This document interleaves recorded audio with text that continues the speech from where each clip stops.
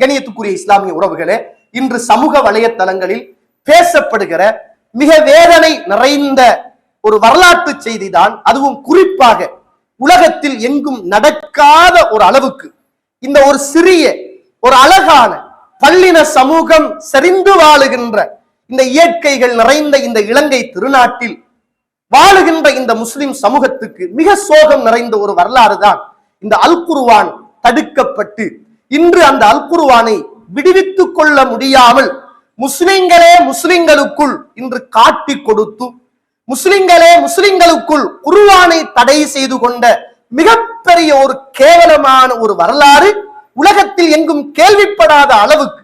எல்லா இடத்திலும் நாம் கேள்விப்பட்டது மாற்று மத உறவுகள் தடை செய்தார்கள், ஓத விடல, நோன்பு பிடிக்க விடல, இப்படித்தான் கேள்விப்பட்டோம். ஆனால் இலங்கை திருநாட்டில் மாத்திரம்தான் 15,000க்கு மேற்பட்ட குர்ஆனை சவுதி அரேபியாவிலே இருக்குகின்ற இலங்கையை சார்ந்த ஒரு உறவு அவருடைய ஈமானிய பயணத்துக்காக மறுமையுடைய பயணத்துக்காக இந்த நாட்டுக்கு அனுப்பி வைத்த இந்த 15,000க்கு மேற்பட்ட குர்ஆன்கள் 2 வருடங்களாக இந்த நாட்டில் இதுவரைக்கும் செய்யப்படாத மிக ஒரு அநியாயத்தை அல்லாஹ்வுடைய வேதம் என்று தெரிந்து கொண்டும் இயக்க வெறி பிடித்தவர்கள், மதுஹபு வெறி பிடித்தவர்கள், தன்னை ஆலிம்கள் என்று சொல்லிக் கொண்டவர்கள் இன்றைக்கு மறைந்திருந்து சூழ்ச்சிகள் செய்து இன்றைக்கு கேவலப்பட்டு போன ஒரு வரலாறு இன்று இலங்கை திருநாட்டில் மாத்திரமல்ல உலகம் எங்கும் பேசப்படுகிற ஒரு சோகமான வரலாறை இன்று கண்ணாலும் காதாலும் கேட்டும் பார்த்தும் கொண்டிருக்கிறோம்.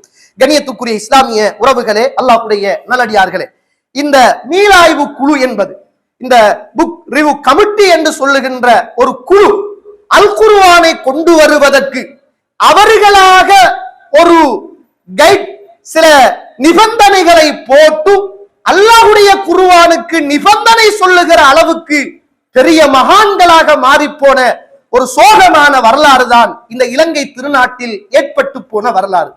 ஹம்பலி மாலிக் மதுஹபுகளை சார்ந்த எந்த ஒரு புத்தகங்களும் இலங்கை திருநாட்டுக்குள் வந்துவிடக் கூடாது என்பதற்காக இந்த மதுஹபு வெறி பிடித்த ஆலிம்கள் என்று தன்னை அடையாளப்படுத்தி கொண்ட இலங்கை ஜம்மியத்துல் உலமாவிலும் அங்கம் வகித்துக் கொண்டு இன்றைக்கு நல்லவர்களாகவும் கள்ளர்களாகவும் இன்றைக்கு தன்னை காட்டிக் கொள்ளுகின்ற எத்தனையோ உறவுகள் இந்த குர்ஆனை இன்னும் வெளிக்கொண்டு வராமல் இருப்பதன் மர்மம் என்ன என்பதுதான் இன்னும் புரியாத ஒரு புதிராகவே இருக்கிறது. இப்படிப்பட்டவர்கள் அல்லாஹ்வுடைய வசனங்களை ஒரு கணம் யோசிக்க வேண்டும், அல்லாஹ்வுடைய அச்சுறுத்தலை ஒரு கணம் யோசிக்க வேண்டும். இது சாதாரண விடயம் அல்ல, இது அல்லாஹ்வுடைய குர்ஆன். அதுல ஒரு மௌலவி இந்த நாட்டில உள்ள மாற்று மத ஒரு உறவு அமைச்சரிடத்தில் போய் சொல்லி இருக்கிறார், 30க்கு மேற்பட்ட இடங்களில் ஜிஹாது என்ற வசனம் வருகிறது, அதை டிஃபெக்ஸ் பண்ணி விட வேண்டும், அழித்து விட வேண்டும் என்று சொல்லுகின்ற அளவுக்கு எவ்வளவு மதுஹபு வெறி அல்லாஹ்வுடைய குர்ஆனையே அழிக்கிற அளவுக்கு அவருடைய உள்ளத்தில் வஞ்சகமும் குரோதமும். இப்படிப்பட்ட இந்த சமூகத்தை தாங்கள் தான் காக்கிறோம், பாதுகாக்கிறோம், நல்லது சொல்லுகிறோம், செய்கிறோம் என்று சொல்லுகின்ற இப்படிப்பட்ட அமைப்பை சார்ந்தவர்களை எப்படி இன்னும் இந்த சமூகம் நம்பிக்கொண்டிருப்பது? கண்ணியத்துக்குரிய இஸ்லாமிய உறவுகளே, இது உண்மையில் இலங்கையில் உள்ள ஒவ்வொரு முஸ்லிம்களும் குரல் கொடுக்க வேண்டிய மிக பாரதூரமான ஒரு கட்டத்திலே இருக்கிறோம். காரணம், இது தமிழர்களுக்கு என்று இப்படியான ஒரு கமிட்டி கிடையாது, பௌத்தர்களுக்கு என்று இப்படியான ஒரு குழு கிடையாது, கத்தோலிக்கர்களுக்கு என்று இப்படியான ஒரு குழு கிடையாது. 2019ஆம் ஆண்டு இலங்கையில் ஏற்பட்ட இந்த அசாதாரண சூழல் அது யாரோ முஸ்லிம்களை வைத்து செய்தனுடைய நாடகத்தின் அடிப்படையில் எங்கட பேர் தாங்கி முஸ்லிம்கள் அதை இந்த ஏகத்துவவாதிகளுக்கு, இந்த ஹனஃபி, ஹம்பலி, மாலிகி போன்ற மதுஹபுகளுக்கு எதிராக அவங்க களமிறங்கி காய் நகர்த்தி 2 வருடங்களாக இன்னும் இந்த அல்லாஹ்வுடைய வேதம் குர்ஆனை இந்த சமூகத்துக்கு கொண்டு வந்தும் கையில் கிடைக்க முடியாத அளவுக்கு ஒரு கேவலமான ஒரு வேலையை செய்த அந்த கமிட்டி அல்லாஹ்வுடைய சாபத்தையும் அல்லாஹ்வுடைய லானத்தையும் மிக விரைவில் பயந்து கொள்ள வேண்டும்.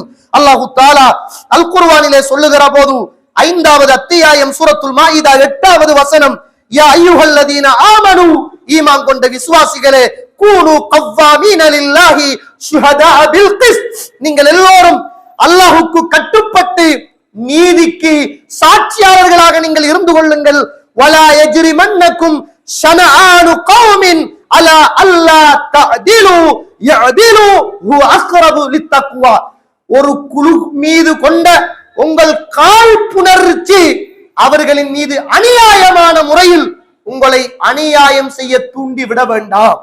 ஒரு குழுவின் மீது கொண்ட உங்கள் காழ்ப்புணர்ச்சி அநியாயமான முறையில் அவர்களுக்கு அநியாயம் செய்ய உங்களை தூண்டிவிட வேண்டாம்.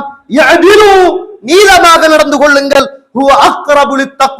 அதுதான் இறையச்சத்துக்கு மிகவும் நெருக்கமானது என்பதை அல்லாஹு தாலா அல் குர்ஆனில் சொல்லித் தருவதையும் நானும் நீங்களும் மறந்துவிடக் கூடாது.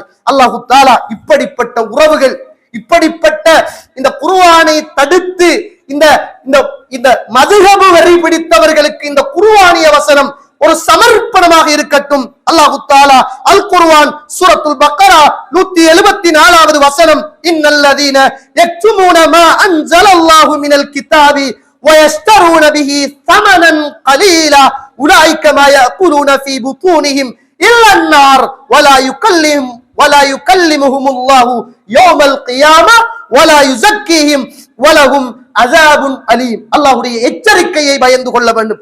யாரெல்லாம் அல்லாஹு தாலா இறக்கி வைத்த இந்த வேதத்தை மறைக்கிறார்களோ, அற்ப லாபத்துக்காக இதை விற்கிறார்களோ, சல்லியை எடுத்துட்டு மீட்டிங்ல போய் டீயையும் நல்லா சாப்பாட்டையும் திண்டுட்டு வெளியில வந்து சமூகத்துக்காக பணி செய்கிறோம் என்று எங்களோட சொந்த சல்லியில வாகனத்துக்கு பெட்ரோல் அடிச்சிட்டு வந்துதான் இத்துணை இந்த குர்ஆனையும் தடுத்த காரியத்தையும் செய்தோம் என்று சொல்லுகின்ற ஆலிம்கள் என்று சொல்லுகிறவர்கள் இந்த வசனத்தை புரிந்து கொள்ள வேண்டும். அல்லாஹ்வுடைய இந்த வசனத்தை யாரெல்லாம் அற்ப லாபத்துக்காக விற்கிறார்களோ அவர்கள் தங்களுடைய வயிறுகளில் நெருப்பைத்தான் அவர்கள் உண்டு கொண்டிருக்கிறார்கள். அல்லாஹ் அவர்களோடு நாள மறுமையில் பேச மாட்டான். அவர்களை அல்லாஹ் சுத்தப்படுத்த மாட்டான். அவர்களுக்கு நிச்சயமாக பயங்கரமான வேதனை இருக்கிறது என்பதை அல் குர்ஆன் சொல்லுகிறது. அல்லாஹுவை பயந்து இந்த நாட்டிலே உள்ள முஸ்லிம் பார்லமெண்ட் உறுப்பினர்கள், முஸ்லிம் அமைப்புகள், ஜம்மியத்துல் உலமா எல்லோரும் இணைந்து இப்போது தடுத்து வைக்கப்பட்ட இந்த குர்ஆனை இந்த முஸ்லிம் சமூகத்துடைய உயிர் நாடு, அதில் எந்த விதமான மனித சிந்தனைகளும் கைச்சறுகளுக்கும் உட்படுத்தப்படாத புனித வேதம், அதை இந்த முஸ்லிம்களுக்கு கொண்டு வந்து ஒப்படைக்குகின்ற பணியை ஒவ்வொரு நபர்களும் ஒவ்வொரு கூட்டங்களாக சென்று நாம் அதை வலியுறுத்தி இந்த சமூகத்துக்கு பெற்றுக் கொடுக்க வேண்டிய ஒரு தார்மீக பொறுப்பு நமக்கு இருக்கிறது. இதற்காக வேண்டி நாம் அல்லாஹ்விடத்தில் துஆ கேட்க வேண்டும். அவர்கள் தெரியாமல் செய்தால் அல்லாஹ் அவர்களை மன்னிக்க வேண்டும். வேண்டுமென்றே அவர்கள் செய்திருந்தால் அல்லாஹ் அவர்களை இம்மையிலும் மறுமையிலும் நிச்சயமாக அல்லாஹ் கேவலப்படுத்தி ஆகுவான் என்பதில் எள்ளில் முனையளவு கூட சந்தேகம் கிடையாது. வாஹர் தவானா அல்ஹம்துலில்லாஹி ரப்பில் ஆலமீன்.